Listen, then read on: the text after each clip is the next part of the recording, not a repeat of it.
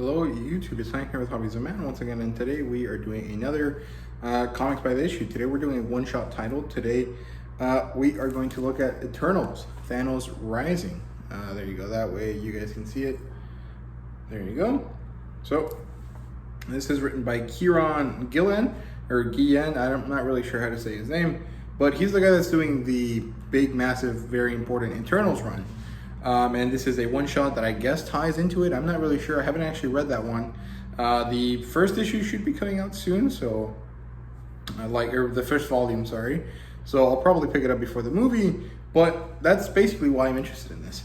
And the artists here are Dustin Weaver and Matthew Wilson. I guess that Matthew Wilson is the guy that does the inking. Now, this is very interesting. I picked it up because I wanted to know more about Thanos. That's basically what this deals with, the birth of Thanos and where he comes from. And like I mentioned in my Dark Ages video, which you guys can see right there, or right there, I'm not really sure where the notes are, but I'm not actually that well versed in comic lore. I know a lot about the movies, and I do a lot of research before doing videos like this, but I'm not too, caught up with comic books. So I basically just picked this up at random. I was like, oh, this sounds cool. It's about Thanos. Okay, let me read it. And I'm pretty happy I did. It's pretty interesting. I liked it. It was pretty cool. As a fan of the movies, not knowing where Thanos comes from was pretty interesting to see his backstory. So let's get into it. What does this book deal with? So basically opens 200,000 years ago. And it's basically like this place is peaceful and this place is supposed to be Earth as far as I can tell, except when it's not. And then we see these Eternals like having a battle with each other. There's this dude riding a T-Rex and these people flying around. It's very cool.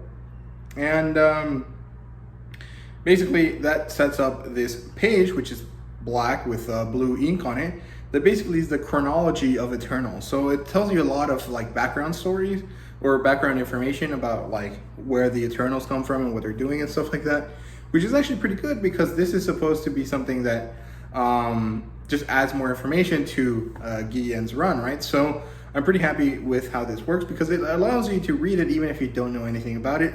I was never confused about anything. I mean, there was a few kind of moments of like, oh, is this something, stuff like that, but it wasn't really like confusing. It was more like, oh, I want to know more about this kind of feelings, right? So I'm pretty happy with it. And that chronology page was pretty good. And then we get into Lars, I think that's his name, apostrophe Lars, talking to Icarus, who is the dude with the blue red kind of suit. He's, I think, the guy that's supposed to be played by that one Game of Thrones actor that did that was Jon Snow's brother. But he's gonna show up in the movies, which is pretty interesting. Basically, they're kind of detailing the conflict to each other. Lars is trying to do something in order to understand why the Eternals can't have children like naturally with each other, but they can have children with regular humans. And they're like, he's trying to figure it out because he wants to have natural like family units instead of these fake created ones that the Celestials made for them. And basically there's two factions here and they're fighting. Lars is in charge of one faction and this other guy called Zuras is in charge of the other. Icarus is kind of one of the big warriors that is on Lars' side, and they're trying to talk to each other. Apparently Zuras is using heavy ordnance on the battlefield, kind of really messing up Alar's faction. And Alar is trying to, like I said, break this block on the genetic code of the Eternals to try to allow them to have kids. And as Icarus and Alar are trying to talk about this, there's this little dot on the back of Icarus that starts glowing green, and from it springs Sprite, which is another character that is pretty well known and who is also going to be in the movie. And basically he tagged along on Icarus's back, and he's against the plan, or they are against the plan. I wasn't really sure if they were male or female, couldn't really tell, and I think that's part of their character, so I'm not going to bother. I'm just going to say they. And so they were against Alar's plan, and basically them being there is a bit of exposition to kind of show that there's people against it, right? And then we get a different scene where we have Zuras and Alaris on opposite sides staring down at each other, and their mother, Diana, is mediating between them. They're talking, they're kind of arguing about why this should happen or why this shouldn't. Zuras is clearly against it, and Alaris is for it. And then we get a page where we get to see all of their arguments laid out on paper where you can read it instead of having them talk, because I'm sure that would get pretty annoying to have like a bunch of tiny speech bubbles kind of explain stuff. So I thought that was really good as well. Eventually they get to this kind of middle ground, which Diana takes as a kind of good way or good spot to kind of send them their own ways. So Zuras gets to stay on Earth and live out his life as he wishes and as kind of the winner of the conflict, where Alaris gets sent to Titan, the place where Thanos is from, basically. And he's supposed to go there. He's trying to find someone that will help him out. This someone being this woman that used to be on the side of a different conflict that they had with the Eternal Uranus. I don't know how to say his name, but like kind of the same name as the Roman god that is the same as Kronos, if I remember correctly. I think that's who it is. And he finds her, and her name is Suisan, and they get together. Basically, she explains that, you know, she was a Uranite and she escaped to Titan in order to kind of get away from the Eternal Justice. Basically, they get excluded, which means that they like get killed and then put in like this shadow realm kind of thing, phantom realm kind of thing, and they basically don't get to exist in the real world. They're by themselves alone, which is, if you're an eternal person, kind of maddening. So makes sense that this would be a punishment.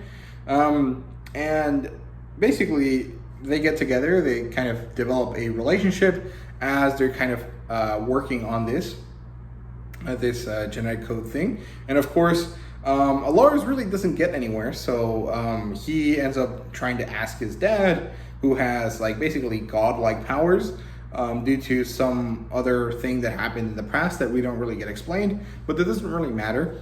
And you know, he asks him to give him the necessary tools.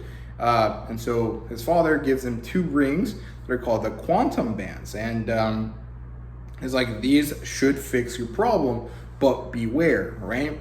And Alaris doesn't really care. They build up Titan into this kind of like utopian society that allows all sorts of Eternals and all sorts of people to go in. And then, you know, the kid making happens. It's not shown.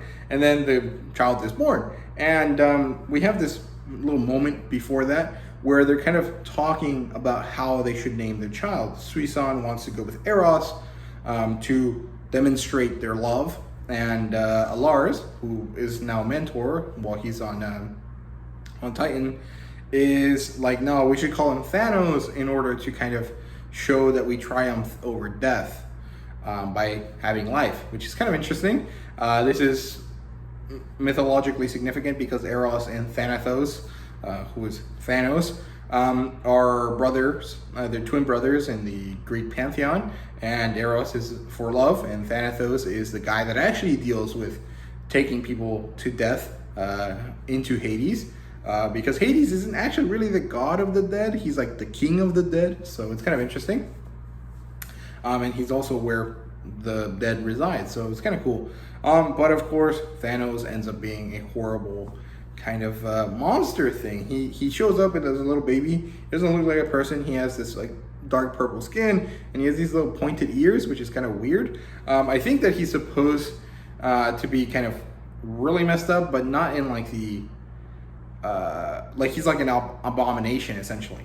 And he's born as a monster, right? And Suisan is dead basically. I wasn't really sure how it happened. I wasn't really understanding what the text was trying to tell me, but basically she's dead. She gets excluded, and then Alaris and Thanos are kind of interacting And Alars also eventually dies. I think Thanos kills him, if I remember correctly.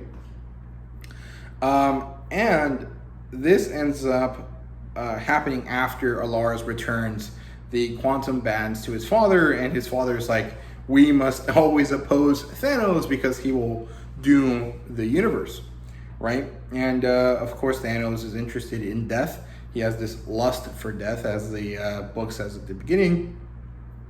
And Alars is killed. He knows he has failed when he wakes up. He wakes up in the exclusion, and he failed. And he's trying to talk to Icarus and this other female character who I can't remember. Her armor is like white and gold. I'm guessing that's the woman that is being played by Angelina Jolie in the movie. But yeah, so he wakes up. He's like, I failed. I'm never going to do this again. I want to continue living with the rest of the Eternals as a member of this group and without, you know, trying to do this again. Of course, everyone else is like, no, the Unimind or whatever, like the joint consciousness of all these Eternals has decided that he is too much of a threat because he might come back to this idea eventually, right? Because for some reason, some of their memories get reset, and so this is a path he could travel again. And so he has been banished to the exclusion forever, basically. Before that, he's like, well, can I at least see Suisan? And they're like, no, she did not want to see you. She's in the cell next to yours, and she said it was better that we did not meet. And he basically gets, you know, crushed because, you know, they were in love, right? And then he gets put in the cell, which is just a black room that has little dots of light, right? And each one of them lights up every time Thanos kills someone, right? And so this kind of ends really kind of not drastically, but tragically, because Alars basically sees that Thanos kills everyone, everywhere, all the time.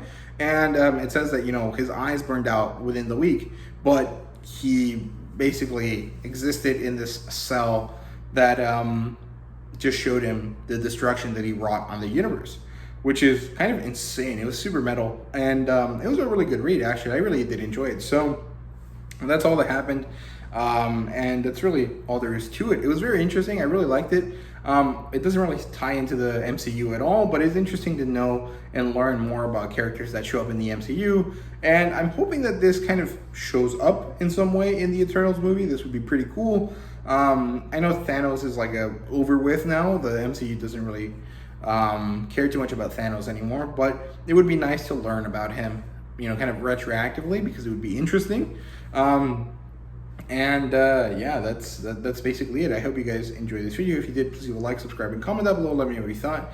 And yeah, share your thoughts with me. Let me know what you guys think about it. Let me know if there's other good Eternals series or one-shots to read, because this is something I'm interested in, but finding comic books that are good is a very difficult job to do. The amount of research that has to go into it is kind of insane. So please let me know if you guys have any good reading recommendations for Eternals. And yeah, thank you guys very much for watching. I really do appreciate it. See you guys later.